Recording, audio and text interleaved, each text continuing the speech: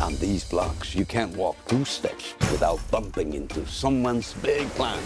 I'm making moves, I'm making deals, but guess what? What? You still ain't got no skills.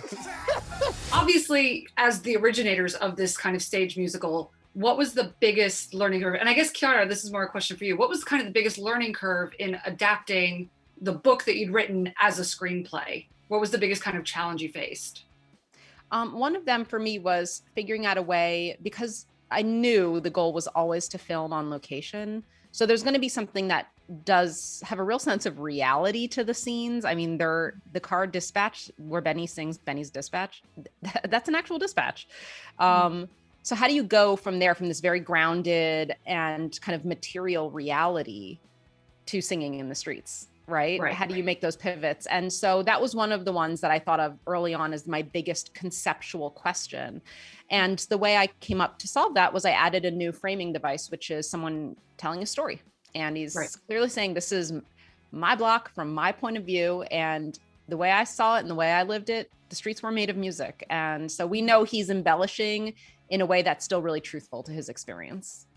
Right. And I guess, Lin Manuel, obviously you played Usnavi in the stage show, and then you took in a different role in the film. What was it? Was it a weird experience watching someone else kind of play this character that you had played, and to see Anthony take on a different vibe to it? What was that experience like? Not at all, actually. It was really thrilling. Obviously, I knew I'd aged out of the role by 2014, 2015. And then what was thrilling was to see that the answer to who should play Usnavi was so close to home. It was someone who'd played my best friend and my son and died in my arms, nightly for a year.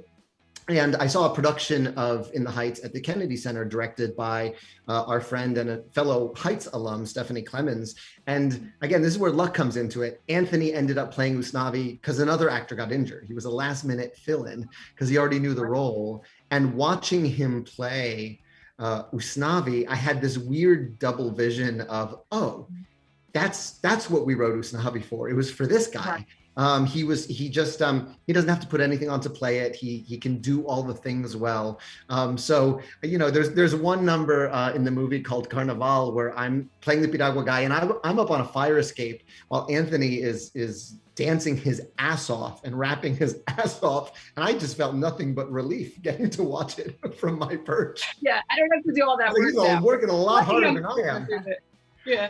I've got 1 minute, so I just want to ask a quick question. Is this something that you could see doing with Hamilton, taking that, a stage play, and then, because I know you've got a film version of the stage show, but obviously the process of turning it into a film, you've made changes from In the Heights, from the stage, obviously now as a film. Yeah.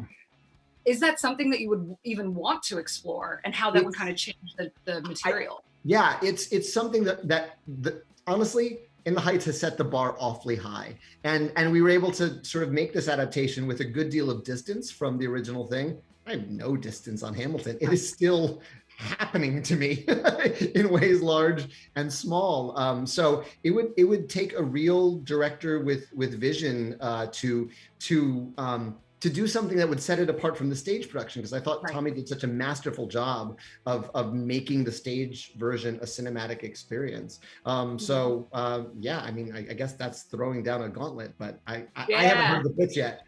Challenge issues, right?